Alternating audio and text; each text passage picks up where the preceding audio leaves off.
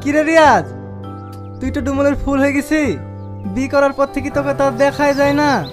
আয় আয়, চা খেয়ে যা। তোদের কথা। বকুল ভাই, সবাইকে চা দিয়েন। আচ্ছা ঠিক আছে। সত্যি রিয়াজ, তুই কপাল গুনে একটা বউ পেয়েছি, দারুণ দেখতে। সে ঠিক আছে, বি করলি, খাওয়ালিনি বন্ধুদেরকে।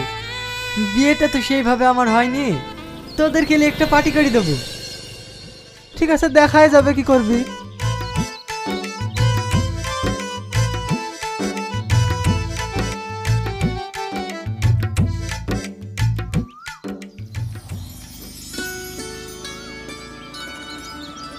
সূর্য, তোরা গল্প কর, আমার একটা কাজ আছে, সেরে আসি। আচ্ছা ঠিক আছে, যা।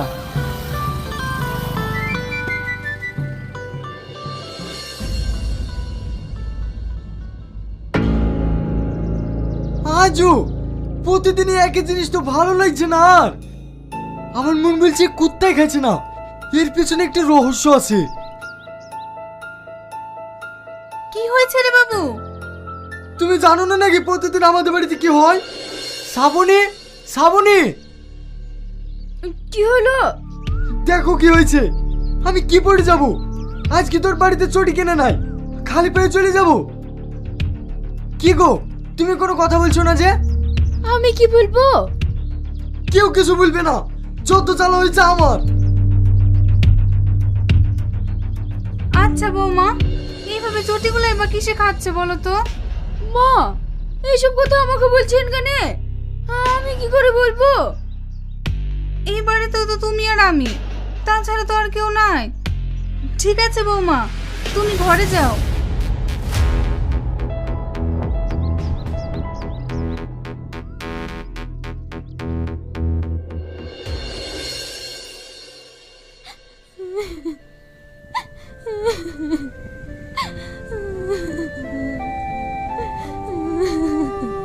কিরে মা, তুই কাঁদছিস কেন?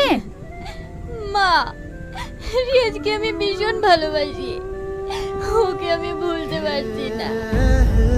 সে তো আমিও জানি রে মা, কিন্তু ভুলতে তো তোকে হবেই। ও যদি তোর সাথে বেইমানি করে, তুই কি করবি বল? তুই কোনো চিন্তা করিস নি, ওর থেকে ভালো ছেলের সাথে তোর বিয়ে দিব। দেখিস, তুইও খুব সুখী হবি রে মা।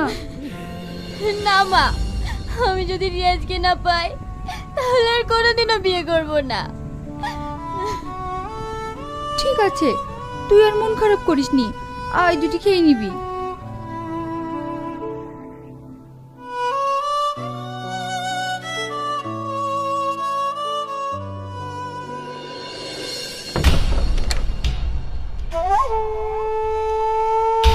এখানে থাক চুটি, আজ আমি সারা রাত ঘুমাবো না। চুটি যে কিসে খায় তাও আমি দেখছি।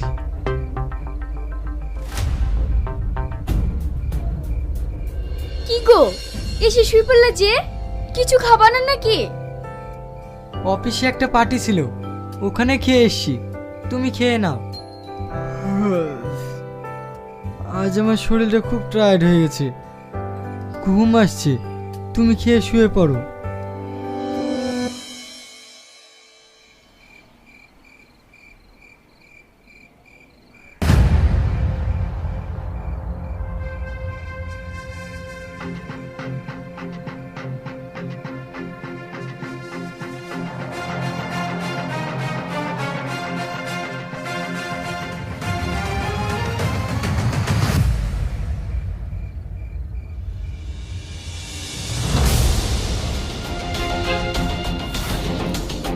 শ্রাবণী, কি তুমি কি করছো? তুমি কি করছো? তুমি মানুষ নাকি? স্বভাবে করে কর্ম, কি দোষ আমার? কথার মানে? এসব কথা মানে আমাকে জিজ্ঞেস করবা না, যা জিজ্ঞেস করার আমার বাবাকে করবা। হ্যাঁ তাই করব, তুমি এক্ষুনি চলো। তুই এখন খেঁচামেচা করিস নি, সকাল হোক তারপরে যাস।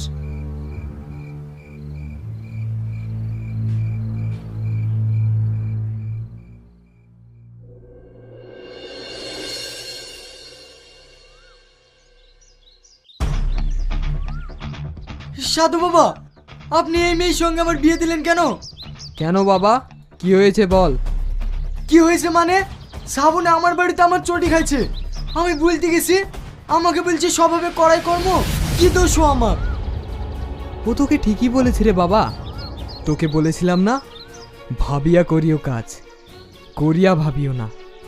এই কথার মানে অর্থ আমি তো কিছুই বুঝতে পারছি না। ছেলে মানুষ, তাহলে শোন। সাধু বাবা, আমি আর এই দেশে থাকতে চাই না। কেন রে, কি হয়েছে বল? এই দেশে আর ভালো লাগে না বাবা। এই দেশ অসভ্যতে ভরে গেছে। আমি যেতে চাই এক সভ্য দেশে। তাই যাবি রে বাবা, আমি তোকে বর দিচ্ছি, আজ থেকে তুই আমার বেশ ধরবি। ধর এই কুমণ্ডলার জল, যেখানে ছিটি দিয়ে যা মনে করবি তাই হয়ে যাবি। আমাকে আশীর্বাদ করবেন ঋষিমশাই। যথার্থ, আমার আশীর্বাদ তোর সঙ্গেই থাকবে।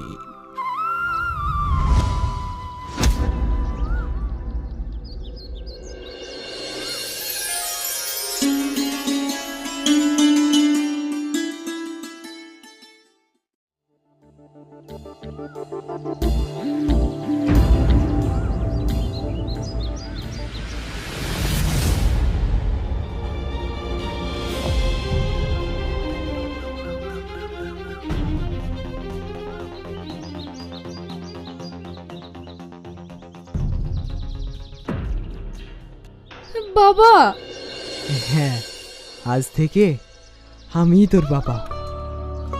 আজ থেকে তুই আমার কাছেই থাকবি। চল মা, আমার আস্তানায় চল।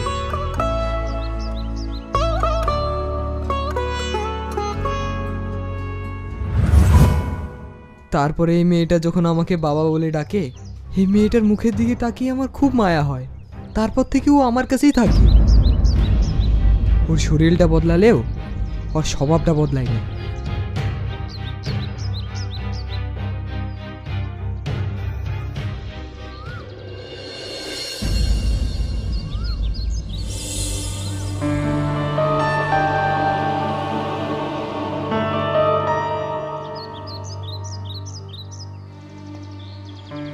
তাই তো শ্রাবণী বলেছে, স্বভাবে করাই কর্ম, কি দোষু আমার। আমি তোকে বলেছিলাম যে কোনো কাজ করতে গেলে ভেবে করবি। তুই কিন্তু বলেছিলি আমার ভাবা হয়ে গেছে। সাধু বাবা, আমার অন্যায় হয়ে গেছে, আপনি আমাকে ক্ষমা করে দিয়েন। ভুল করেছি সাধু বাবা, আমি ভুল করেছি। আসল ভালোবাসা আমি চিনতে পারিনি। যে কর্ম আমি করেছি তার ফল আমি পেয়েছি। Sí, a veces duele cuando te sientes solo. Duele a veces cuando estás en ese lugar oscuro y sientes que no le importas a nadie. Lo primero que tienes que entender es que tienes que amarte a ti mismo. Se trata de amor propio. Empieza a entender que si vas a hacer algo con tu vida, tienes que volver a enamorarte de ti mismo. Tienes que dejar de odiarte a ti mismo. Haz algo que te haga ser mejor persona. Haz más impacto en este mundo. No lo mires como si fuera algo que tienes que hacer temporalmente, aunque sabemos que la vida es corta. Como muchas personas en este mundo no se dieron cuenta de que al día siguiente les iban a diagnosticar un cáncer. Pensaron que mañana les iba a esperar y no se despertaron. Pero tú sigues vivo. Ahora, ¿qué tienes que hacer? ¿Cómo vas a seguir adelante? ¿Cómo vas a percibir tu vida? La vida no es un juego. La vida es vivir. Está lo bueno y lo malo. Y definitivamente está el ahora. No puedes esperar a que otro haga tu vida mejor. Tienes que mejorar tu vida. Tienes que centrarte en ti. Ahora, no estoy diciendo que te olvides del resto de la gente, pero te estoy diciendo que te deshagas de las cosas que no te están haciendo fuerte, que no te están haciendo mejor, que no te están haciendo eficiente, que no te están poniendo en un lugar mejor, que no te están dando la fuerza que necesitas para seguir viviendo la vida que se te ha dado. No renuncies a la vida, porque una vez que tu vida se acaba, no puedes volver. Deja tu huella. Ayuda a alguien. Levanta a alguien cuando esté deprimido. Sé la fuerza para otros cuando estén débiles. Y quizá, cuando estés en el punto más débil de tu vida, alguien te levante. Porque a todos nos cuesta. Nadie es inmune a ella. Así que sigue luchando hacia adelante. No te rindas. Vive. Respira. Vive. De eso se trata. Va a doler. Y a veces va a ser difícil. Pero cuando se pone difícil, te haces fuerte. Solo asegúrate de dejar tu marca. Asegúrate de dejar huella en este mundo. Porque alguien no lo hizo hoy. Pero tú lo hiciste. Sigue viviendo. Sigue viviendo con fuerza. No te rindas. No se trata de preocuparse por lo que va a pasar mañana. Porque adivina qué. El mañana no nos debe nada. Ni a ti ni a mí. Y de hecho, el mañana ya ha tomado una decisión. Tú tienes este momento. No puedes preocuparte por el ayer. Porque el ayer no va a volver a buscarte. Lo que tuviste la oportunidad de hacer ayer no volverá. Pero tienes este momento.